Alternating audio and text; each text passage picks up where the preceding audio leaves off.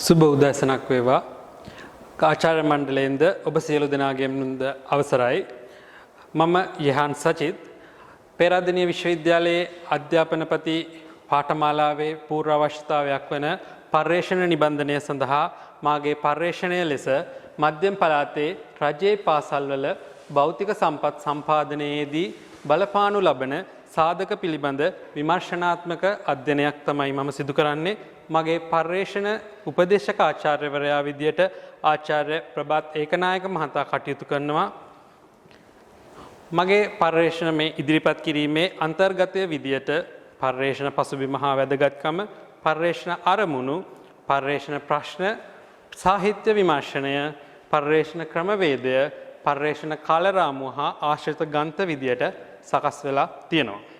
පර්යේෂණ පසුබිම හා වැදගත්කම් පිළිබඳව කතා කරද්දී මම මුලින්ම අපේ රජයේ පාසල් වලට සම්පත් වෙන්කිරීමේ බලතල රජය වෙත පැවරිලා තියෙන්නේ 1985 දී ඉංග්‍රීසි යුගයේ පාලන සමයේදී.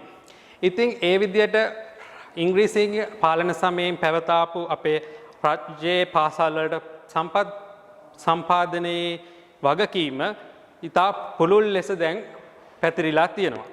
ඉතින් ඒක ඒ විදියට පැතිරිච්ච අධ්‍යාපන සංවර්ධනය සඳහා වෙන් කරන ආයෝජන මේ වන විට විශාල මුදල් ප්‍රමාණයක් විදියට ආයෝජනය කරනවා රජය විසින්. ඉතින් ඒ විදියට රජය විශාල මුදල් ප්‍රමාණයක් වෙන් කරත් මේ වන විට අධ්‍යාපනයේ ගුණාත්මක භාවය පිළිබඳ ගැටලු රාශියක් ඇති වෙලා තියෙනවා කියලා පර්යේෂකයන් විසින් සඳහන් කරලා තියෙනවා, හොයාගෙන තියෙනවා. ඉතින් ඒ විදියට අපේ රටේ ආයෝජනය 1950-1960 කාල සීමාවන් වලදී 15%ක තරම් විශාල ලෙස පැවතිලා තියෙනවා. දළදේශීය නිෂ්පාදනයෙන් 15%ක් වෙන් කරලා තියෙනවා. නමුත් එය 2018 වන විට 3.5ක් දක්වා අඩු අගයක් බවට පත් වෙලා තියෙනවා. අඩු වෙලා තියෙනවා. ඉතින් මේ අඩුවීමත් එක්ක ඒකේ ප්‍රතිඵලයක් විදියට අධ්‍යාපන ශාස්ත්‍රයේ පීඩනයට ලක්වීමෙන් අධ්‍යාපන ශාස්ත්‍රයේ සෑම ස්තරයකම ප්‍රමිති තත්ත්වෙහි හා ගුණාත්මක භාවයෙහි පිරිහීමක් ඇති වෙලා තියෙනවා කියලා ජාතික අධ්‍යාපන කොමිෂන් සභාව 2003 වර්ෂයේදී සඳහන් කරලා තියෙනවා. ඉතින් ඒ වගේම 13 වන ආණ්ඩුක්‍රම ව්‍යවස්ථාවෙන් රටේ පාලන බලතල විමධ්‍යගත කිරීමක් සිදු වුණා. ඒකෙදී අධ්‍යාපන ශාස්ත්‍රයේ පාලනයත් විමධ්‍යගත වීමක් සිද්ධ වුණා. ඉතින් ඒ විමධ්‍යගත වීමත් එක්ක ලංකාවේ අධ්‍යාපනයට මුදල් වෙන් කරන වගේම පාලනය වෙන ආකාරයක් සිදුවන ආකාර දෙකක් තියෙනවා. එකක් තමයි මධ්‍යම රජය යටතේ පාලනය වීම. අනිත් එක පළාත් අමාත්‍යාංශයන් යටතේ. මධ්‍යම රජයේ පාලනය වෙන්නේ ජාතික පාසල්. ඒවට මුදල් වෙන් වෙන්නේ මහා භාණ්ඩාගාරයෙන්. පළාත් අමාත්‍යාංශයට මුදල් වෙන් වෙන්නේ මුදල් කොමිසමෙන්. ඒ යටතේ පළාත් පාසල් පාලනය වෙනවා. ඉතින් ඒ විදිහට මුදල් වෙන් වෙද්දී ක්‍රම දෙකකට තමයි මුදල් වෙන් වෙන්නේ. පුනරාවර්තන වියදම් හා ප්‍රාග්ධන වියදම් කියලා. පහුගිය වසර 30 පුනරාවර්තන වියදම් හා ප්‍රාග්ධන වියදම් සැසඳීමේදී ප්‍රාග්ධන වියදම් වලට සාපේක්ෂව පුනරාවර්තන වියදම් වල වැඩිවීමක් දක්වට තියෙනවා. මේ වැඩිවීමට හේතු වෙලා තියෙන ප්‍රධාන වශයෙන්ම ගුරු වැටුප් වලට 75%කට වැඩි ප්‍රමාණයක් රජය දරන ලබනවා. ඒ වගේම දැන් අපි මූලික පහසුකම් පිළිබඳව කතා කරොත් මූලික පහසුකම් හිඟ පාසල් ප්‍රතිශතය ඇත්තටම ගත්තොත් සනීපාරක්ෂක පහසුකම් 42%කට ලංකාවේ රජයේ පාසල් 10175ක් තියෙනවා. ඒ 175න් 42%කට සනීපාරක්ෂක පහසුකම් නැහැ. ජලය නැහැ 15%කට ජල පහසුකම්. විදුලි බලය නැහැ 13%ක්. වර්තමානයේදී තාක්ෂණයෙන් හැබි ලොවක් ගැන අපි කතා කරද්දී ස්මාර්ට් ක්ලාස් රූම් ගැන කතා කරද්දී විදුලි බලය නැති පාසල් 13%ක් තියෙනවා අපේ 175න් පාසල්. ඉතින් අපි ඒ ගැන තව දුරටත් ඇත්තටම හිතලා බලන්න ඕන කාලීන අවශ්‍යතාවයක් වෙලා තියෙනවා.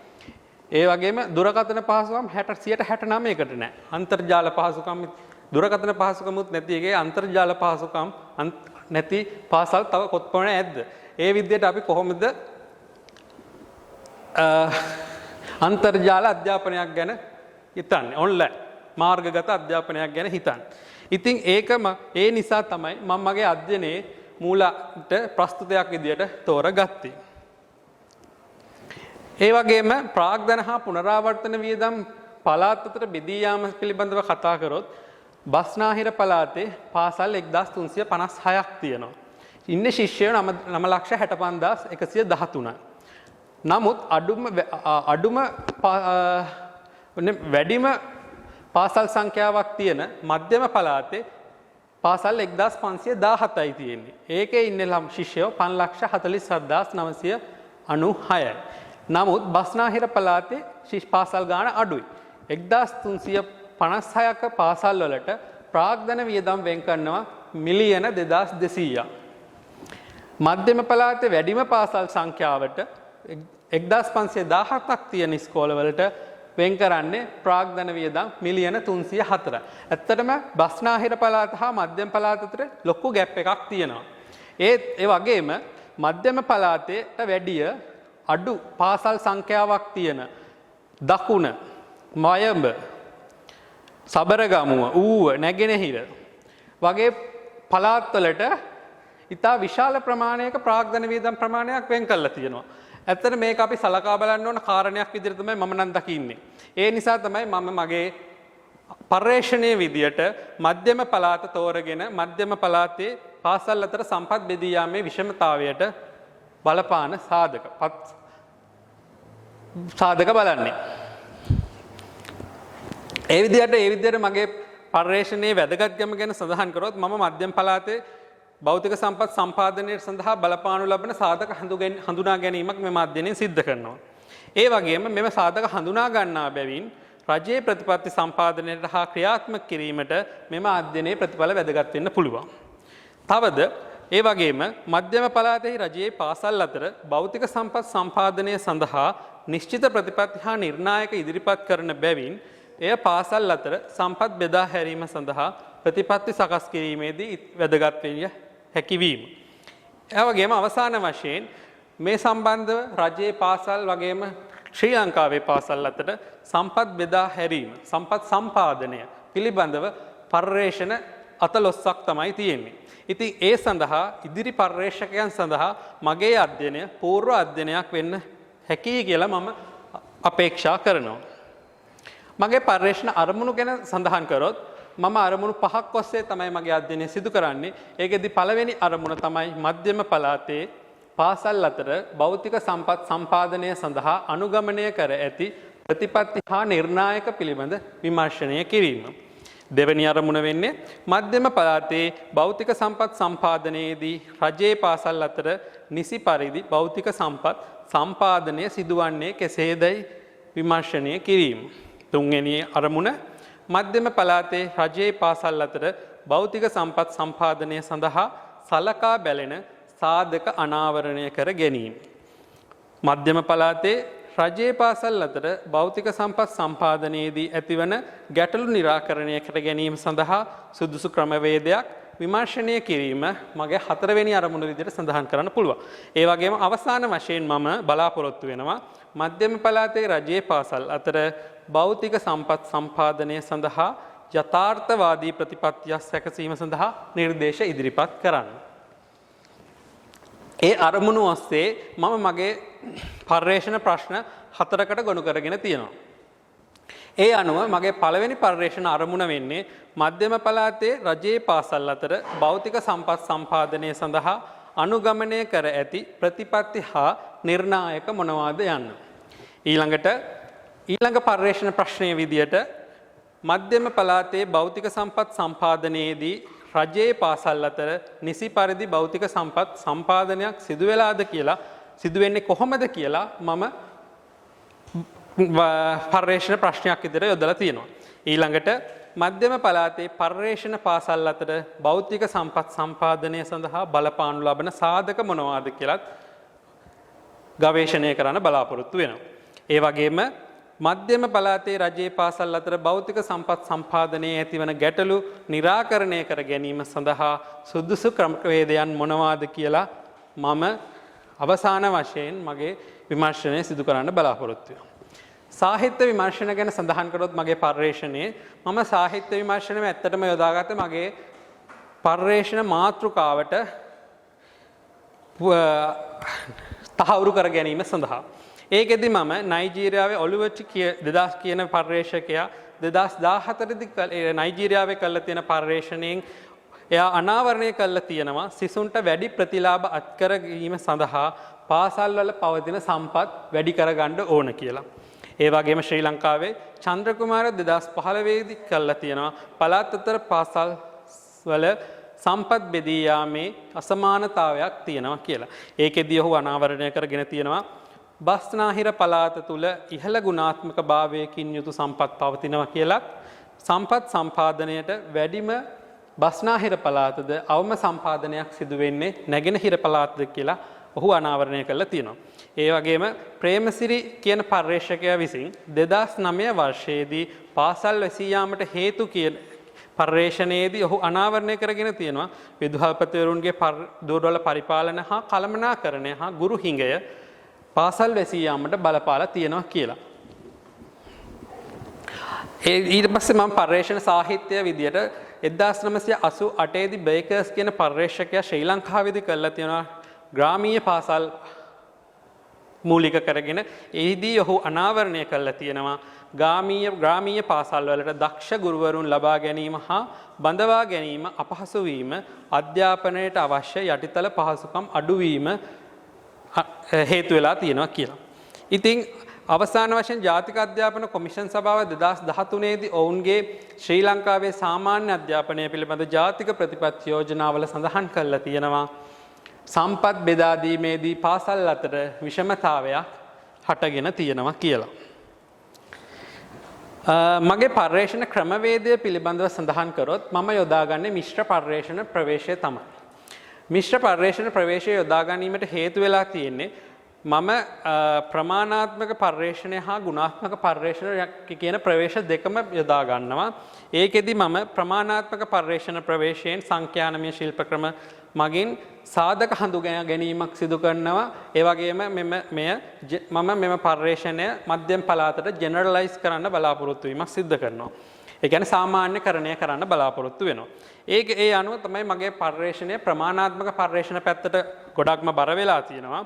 ඒ අනුව නමුත් මම ඒ ප්‍රමාණාත්මක පර්යේෂණ ප්‍රවේශයෙන් අඳුනා ගන්න සාධක තවදුරටත් ගුණාත්මක පර්යේෂණය මගින් තේමාපාදකව විශ්ලේෂණය කළා සම්මුඛ සාකච්ඡා මගින් තොරතුරු අරගෙන මම අර ප්‍රමාණාත්මක පර්යේෂණයෙන් තෝරගන්න සාධක හඳුනා ගන්න සාධක තවදුරටත් තහවුරු කිරීමක් කර ගැනීමක් සිදු කරනවා. ඒ නිසා මම මෙම පර්යේෂණයට ප්‍රමාණාත්මක හා ගුණාත්මක පර්යේෂණ ප්‍රවේශ දෙකම යොදාගෙන මිශ්‍ර පර්යේෂණ ප්‍රවේශය යටතේ මගේ පර්යේෂණය සිදු කරනවා.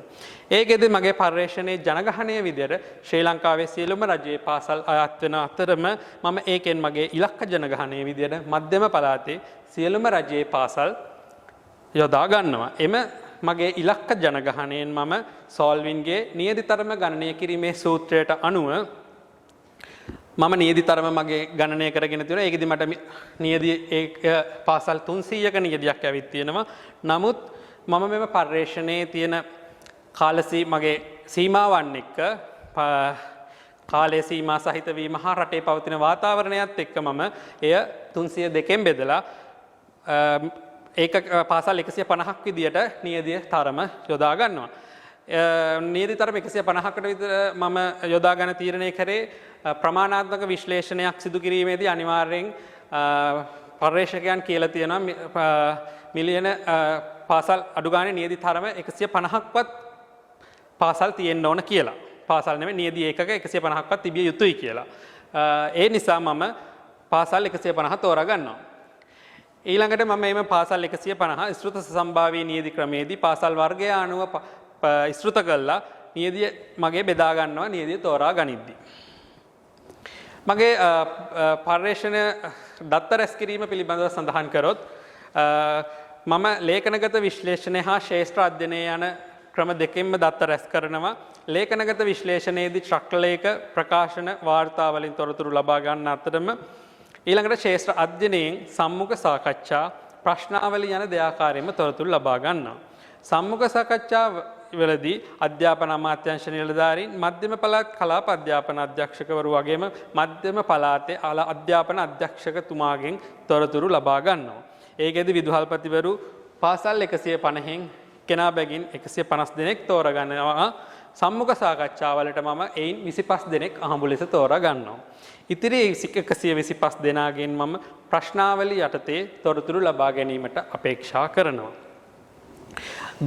ගුරුවරුන්ට මම ප්‍රශ්නාවලි තමයි ලබා දෙන්නේ තොරතුරු ලබා ගැනීමට බලාපොරොත්තු වෙන්නේ. ඒකෙදි එක් පාසලකින් 3 දෙනා ගුරුවරුන් 3 දෙනා බැගින් පාසල් 150න් ගුරුවරු 450 දෙනෙක් තෝරා ගන්නවා. දත්ත තෝරා ගැනීමේ දත්ත ලබා ගැනීමේදී මම නියදී මුළු නියදී ඒකක විදියට ඒකක 618ක් විදියට මගේ මුළු නියදිය සමන්විත වෙනවා. මේ විදියට ලබා ගන්නා දත්ත ප්‍රමාණාත්මක විශ්ලේෂණය හා ගුණාත්මක විශ්ලේෂණය යන දෙආකාරයෙන්ම දත්ත විශ්ලේෂණය කළා බලාපොරොත්තු වෙනවා. ප්‍රමාණාත්මක විශ්ලේෂණයේදී මම වගු ප්‍රස්ථාර හා principal component analysis and factor analysis කියන විශ්ලේෂණ ද්විතීක විශ්ලේෂණ ක්‍රම සංඛ්‍යානමය ක්‍රමවකින් ස්ථාදක හඳුනා ගැනීමක් සිදු කරනවා. ගුණාත්මක විශ්ලේෂණයේදී මම තේමාපාදකව විශ්ලේෂණයක් සිදු කරන්න බලාපොරොත්තු වෙනවා. ඒ විදිහට තේමාගත කළා මම ලබා ගන්න සම්මුඛ සාකච්ඡාවලට තේමාගත කළා තොරතුරු ලබාගෙන තේමාපාදකව විශ්ලේෂණය කරනවා. ඒ විදිහට ප්‍රමාණාත්මක හා ගුණාත්මක විශ්ලේෂණයන්ට අනුව ලබා ගන්නා විශ්ලේෂණයන්ගෙන් ලබා ගන්නා තොරතුරු අනුව මම නිගමන හා යෝජනා ඉදිරිපත් කරන්න බලාපොරොත්තු වෙනවා. මේ තියෙන්නේ මගේ පර්යේෂණ අරමුණු හා පර්යේෂණ ප්‍රශ්න හා දත්ත රැස් කිරීමේ ක්‍රම හා දත්ත දායකයන් කවුද කියලා.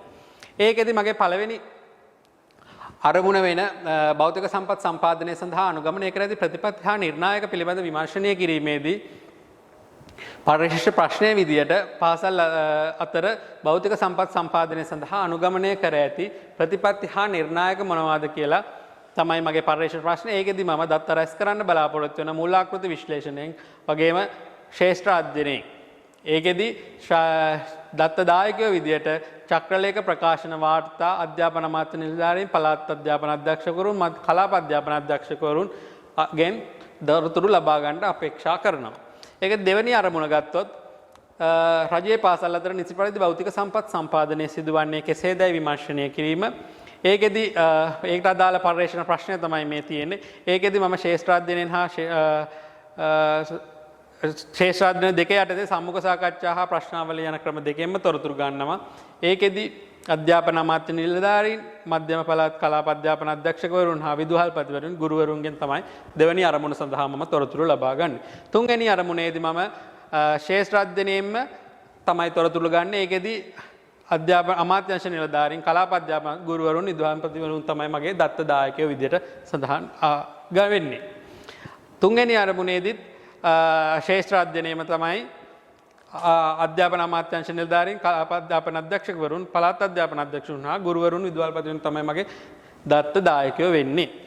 හතරවෙනි අරමුණේදීත් ඒ විදියමයි. ඒ විදියට මම දත්ත ලබාගෙන දත්ත රැස් කිරීම කළා දත්ත විශ්ලේෂණය කළා මගේ පර්යේෂණය සිදු කරන්න බලාපොරොත්තු වෙනවා. මගේ අධ්‍යයන කාල රාමුව වෙන්නේ මේ වන විට මම ඉන්නේ තාම ව්‍යාපෘති මූල දත්ත රැස් කිරීමේ උපකරණ සකස් කිරීමේ අධ්‍යයනයේදී ඒක මම අප්‍රේල් 20 මාසය දක්වා දිව යනවා. අප්‍රේල් මාස වෙද්දී පර්යේෂණ නිබන්ධනය බාර දෙන්න බලාපොරොත්තු වෙමින් පර්යේෂණ සිදු කරගෙන යනවා. මගේ පර්යේෂණයට මූලික වෙච්ච ආශ්‍රිත ග්‍රන්ථ තමයි මේ තියෙන්නේ. ඒකෙදි මම යොදාගත්තා මේකට මෙම ඉදිරිපත් කිරීමට වගේම මගේ පර්යේෂණයටත් යොදාගත්ත පර්යේෂණ ආශ්‍රිත ග්‍රන්ථ තමයි මේ දැක්වෙන්නේ. ස්තුතියි.